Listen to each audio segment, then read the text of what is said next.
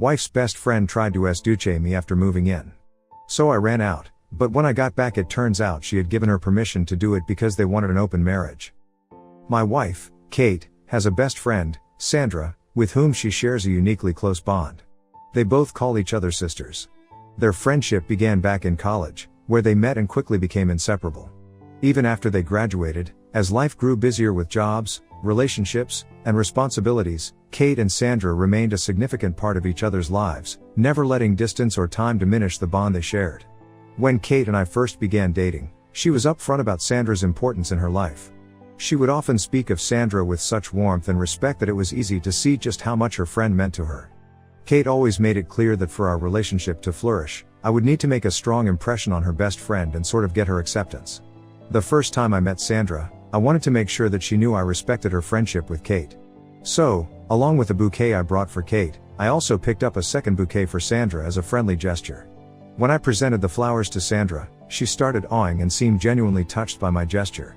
During our conversation, she seemed to warm up to me fairly quickly, and by the end of the evening, I knew I had her approval. Kate seemed really happy to see me and her best friend get along.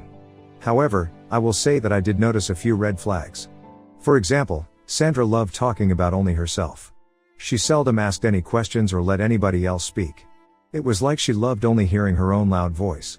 If me and Kate even looked at each other or held hands, Sandra would snatch her hands away from me and joke about how I should remain a gentleman, as if holding hands with my girlfriend was somehow inappropriate. At one point, when Kate was bragging about how good of a boyfriend I was to her, Sandra joked how Kate should probably break up with me so Sandra could have me instead. She did laugh while making this joke and Kate didn't seem to mind about her comment, but it made me feel a bit weird.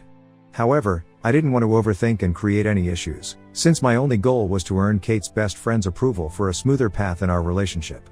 What I didn't realize back then was that this first meeting with Sandra, which seemed like such a simple and positive experience, would actually set off a chain of events I couldn't have predicted. I don't mean to sound presumptuous, but looking back, Sandra may have had an interest in me right from the start beyond just friendship. For years, I have always brushed this thought aside, dismissing it as my own misinterpretation of her friendliness. After all, I never had any romantic interest in Sandra. My love and devotion were, and still are, entirely for Kate. Yet, as time has passed, Sandra's actions have hinted at something more. Subtle gestures, lingering looks, and the way she behaves when we are all together sometimes feel very inappropriate. For instance, before Sandra ever got married, she would often insist on joining Kate and me on our dates, sometimes nearly every other weekend. Kate and I would plan a night out or a cozy dinner together, expecting it to be just the two of us, only for Sandra to somehow find a way to insert herself into the plans. It was as though she loved being a third wheel in our relationship. Of course, my wife didn't seem to mind Sandra's constant presence. In fact, she probably saw it as just another expression of their close bond. But for me, it was frustrating. I wanted to enjoy time alone with Kate, to be able to focus on her and make her feel special without distraction. But with Sandra there, my gestures toward Kate, small acts of affection like holding her chair, opening doors for her, or even putting sunscreen on her at the beach seemed to take on a different dynamic. Sandra often insisted that I do these things for her as well, almost as if she expected the same level of attention and care I showed Kate. Naturally, I strived to be courteous. I was raised by two older sisters who instilled in me the importance of being respectful and thoughtful toward women. However, with Sandra, it was different. She didn't simply appreciate these gestures in passing, she outright demanded or assumed I would do them for her too, as though it was my responsibility to treat her with the same affection I showed my own partner. As a result, it began to feel less like friendship and more like she was expecting me to play the role of her boyfriend, and this made me uncomfortable. While I initially went along with her requests, hoping they were just part of her outgoing personality, as Kate would often put it, over time, her behavior began to feel invasive. Sandra's expectations grew increasingly bold. I vividly recall a time when I bought a locket for Kate, a delicate piece that I had basically custom-made. She loved it, and it quickly became one of her most cherished pieces of jewelry, something she wore often and kept close. However, not long after I gifted it to her, Sandra began insisting that Kate give her the necklace instead, claiming that it would suit her better. Sandra even went so far as to plant doubts in Kate's mind, subtly suggesting that because she has a cool skin tone, gold apparently doesn't look as good on such skin tones. In the end, my naive partner ended up being manipulated and reluctantly let Sandra have the necklace. When I discovered what had happened, I was deeply upset.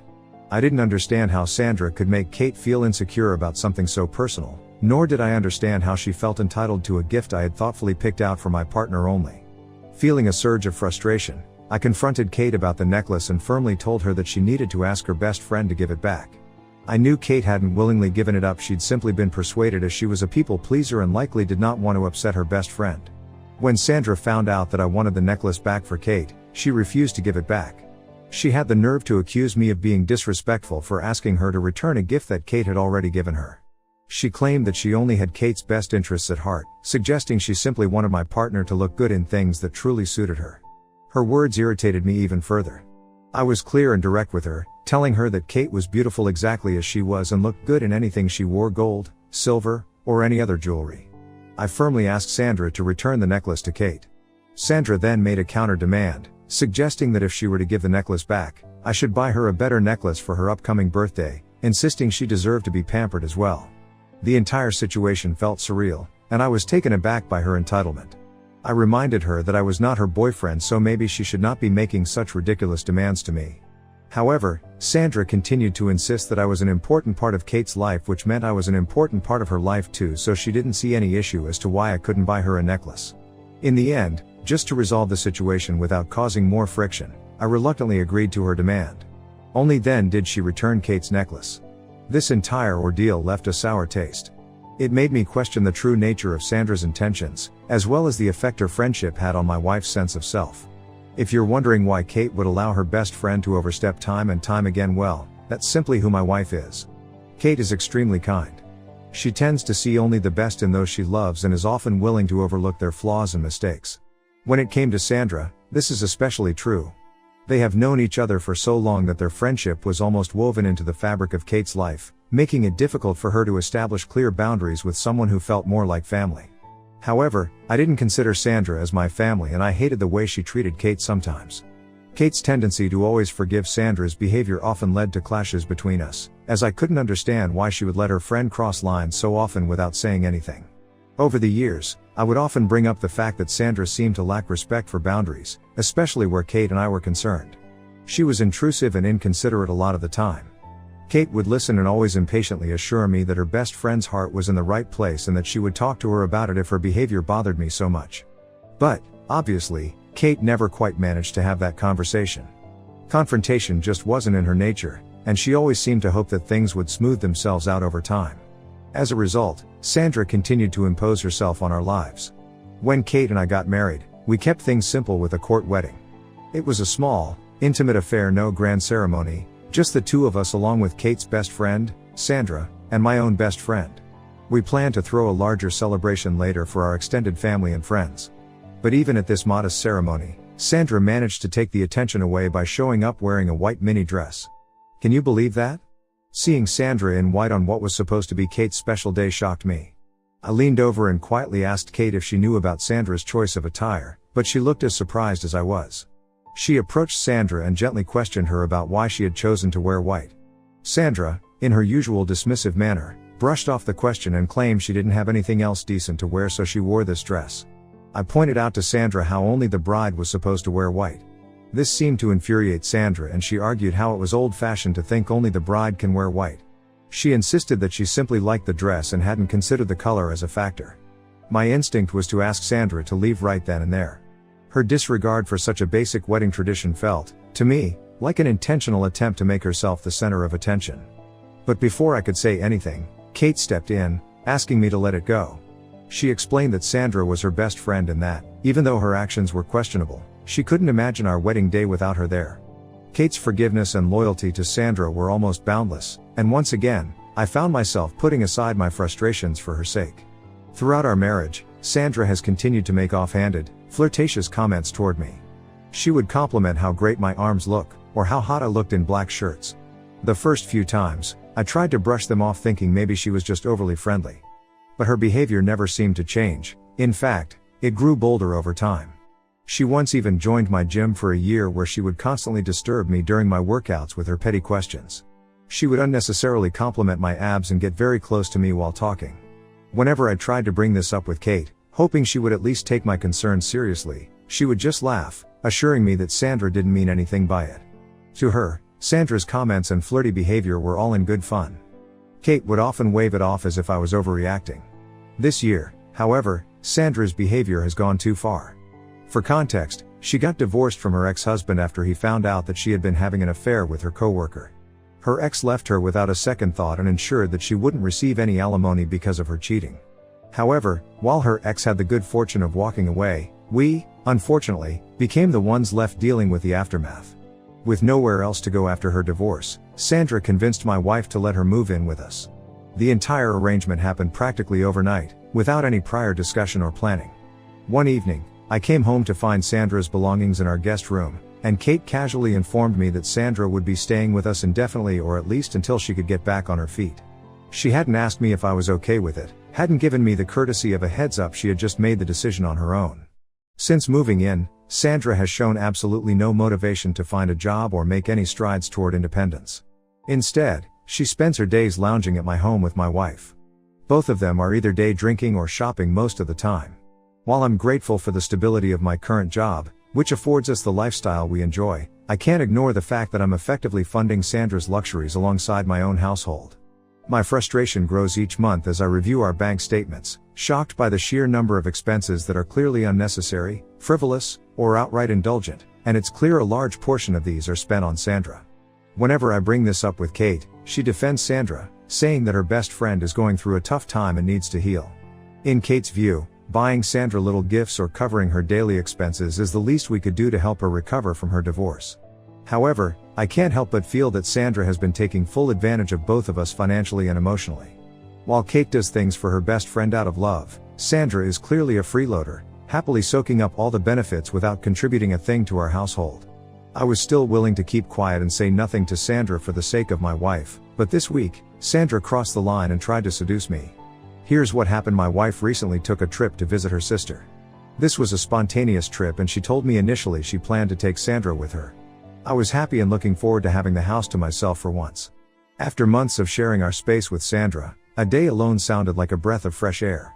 I planned to relax, put my feet up, and binge watch sports on TV. But on the morning they were set to leave, Sandra suddenly claimed she wasn't feeling well.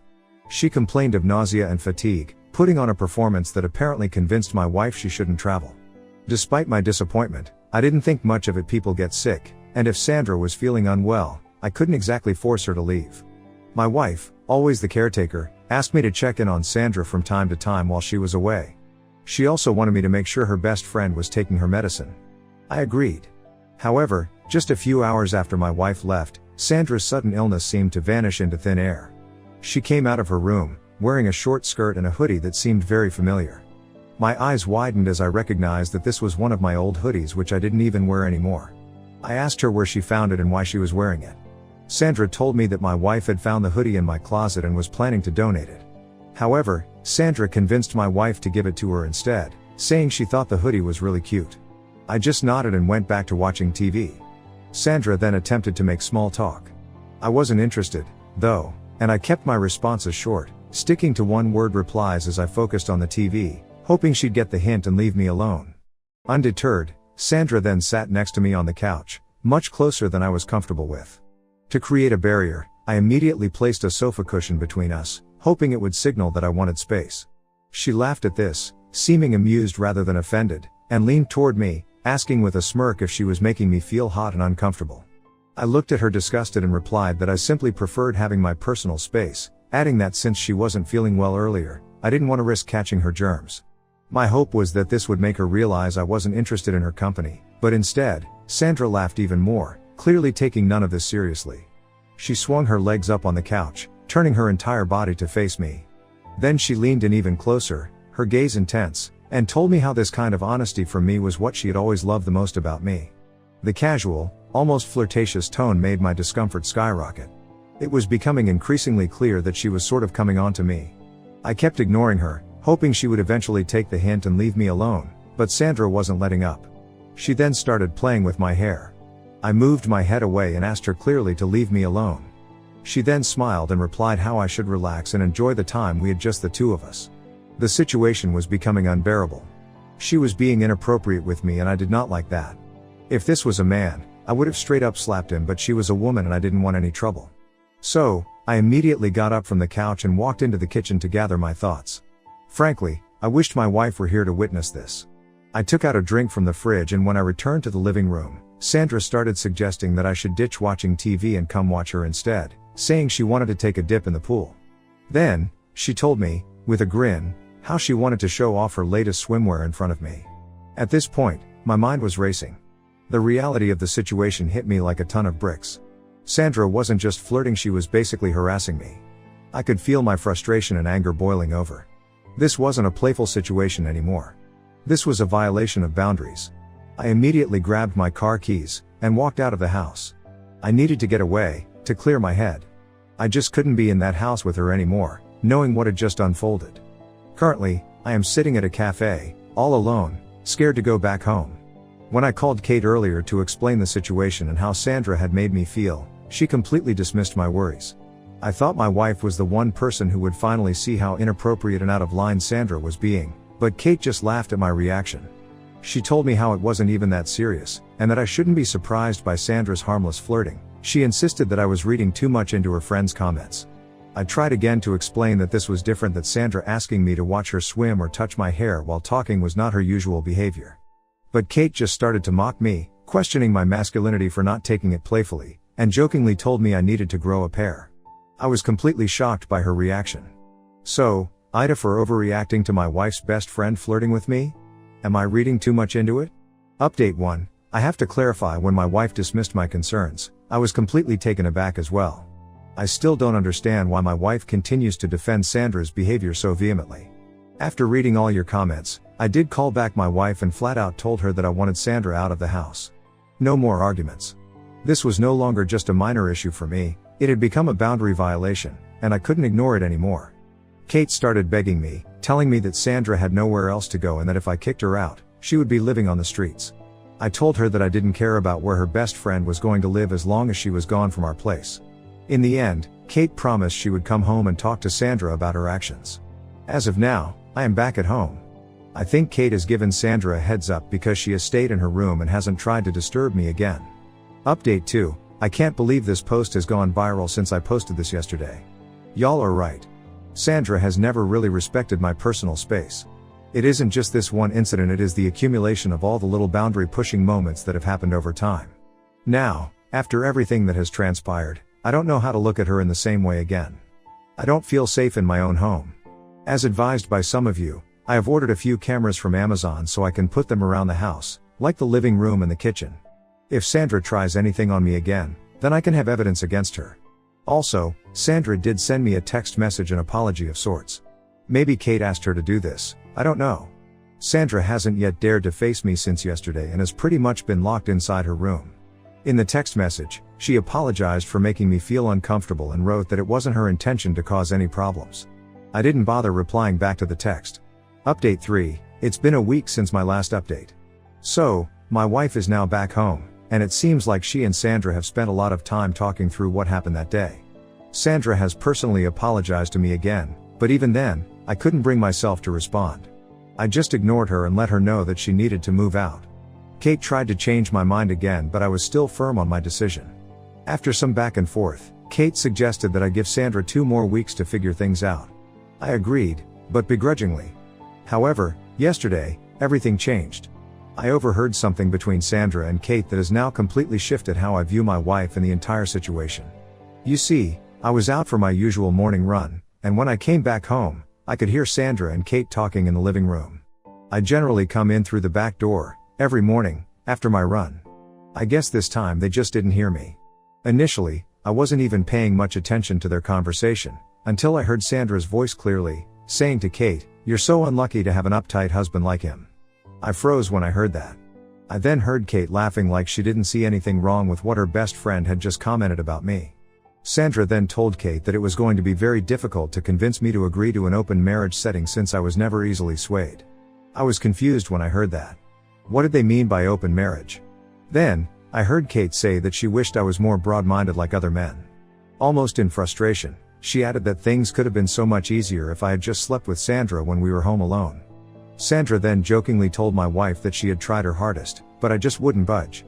As I listened to them laugh and discuss this in such a casual manner as to what had happened that day, I quickly realized that what Sandra had done to me was something that my wife was aware of from before and had given her permission to do it. In fact, my wife knew all along that Sandra would try to seduce me while she was out of town. This was all pre-planned. My stomach churned realizing that my wife encouraged this situation, pushing me into a position where I might eventually give in, all in the name of some twisted idea of an open marriage. This wasn't just about Sandra anymore, this was about my wife, the woman I trusted and loved, being complicit in something so disgusting. How could Kate allow Sandra to behave so inappropriately with me? I had never imagined that my own wife would be a part of this. However, as they continued talking, I became even more and more sure. At that moment, I couldn't take it anymore. My voice was shaking with fury as I walked out and confronted Kate, asking her if everything I had just overheard was true. Was she really complicit in allowing her best friend to harass me? Did she want me to sleep with her best friend while she was out of town? Was this what our marriage had been reduced to? The look on Kate's face was one I'll never forget. She went white as a ghost. Sandra, too, was wide-eyed, her expression frozen in shock, realizing she'd been caught in the act. Kate sputtered for a moment, clearly caught off guard, and then tried to explain that I wasn't supposed to hear their conversation, that she wanted me to calm down first. I firmly asked her to not lie anymore and just tell me the truth, since I had pretty much heard everything, so there was no point hiding. This is when Kate started to say how she had wanted to talk to me about open marriage for quite some time, but that she was afraid to bring it up. At that point, I asked her directly if she really wanted an open marriage, and if she really wanted to go out with other people. Kate's eyes darted towards Sandra before she nodded as if it was no big deal. My entire world crumbled at that moment. Kate was the love of my life. I had loved her and couldn't even imagine cheating on her. However, she clearly did not think of me that way. Without a second thought, I stormed upstairs and started throwing Kate's things into a suitcase, determined to make her leave along with Sandra. Kate and Sandra started screaming at me to stop, but I informed them that I had put up secret cameras in the living room and the kitchen for my protection, cameras that recorded everything, including audio. As a result, I had proof of their sick plan, evidence of them conspiring against me, and admitting to what they had done. I told Kate that since she wanted an open marriage, I no longer wanted to stay married to her. I wanted her to leave my house immediately along with Sandra. If either of them resisted, I would send the video to every single one of her family members and friends and let the world know how creepy and inappropriate their actions towards me had been. Hearing this threat and seeing how serious I was, both of them kept their mouths shut and didn't argue with me further. Believe me when I say, just within an hour, both Kate and Sandra were out of my house. They both screamed at me for being inhumane by throwing them out of the house when they had nowhere to go, but I didn't care. Since they have been gone, I still can't believe that Kate could do something like this to me knowingly. If I hadn't heard it straight from her voice, maybe I wouldn't have even believed it. Update 4. A month has passed since I was last here on Reddit. For everyone asking, I will be divorcing Kate. No second chances, no forgiveness. At first, Kate tried to act tough and blamed me for not giving her a chance to speak before I kicked her out. But once she got the divorce papers, she started apologizing and begging for another chance. Kate finally admitted that the idea of an open marriage wasn't hers, and that apparently Sandra had brainwashed her, saying it's something every couple does from time to time to keep their marriage interesting. Kate even told me that letting Sandra seduce me was meant to be a gift for me, and she thought I'd appreciate it later, since Sandra had told her that many married men like to sleep around anyway. Obviously, that wasn't the case for me, and now with divorce looming over her head, Kate has finally come to realize that she got played by her best friend. Needless to say, I am beyond disappointed in Kate for being so gullible and believing her manipulative best friend yet again and basically destroying our marriage. Right now, Kate and Sandra are staying with Kate's parents. Both sides of our families have reached out to me since no one saw this coming. Kate and I had a good marriage, so everyone is blindsided by what has happened. They don't understand why I want to leave my wife. Even Kate's parents tried to blame me, saying I must be losing my mind, so in response, I created a group chat with all our close family members and shared the video from that day in our living room, which clearly shows what Sandra and Kate were saying and how disgusting their plan was. I also explained how Sandra has behaved inappropriately with me multiple times, and how Kate has encouraged her best friend to cross the line, all in the hopes of pursuing an open marriage, which I do not believe in. That's why the divorce is happening.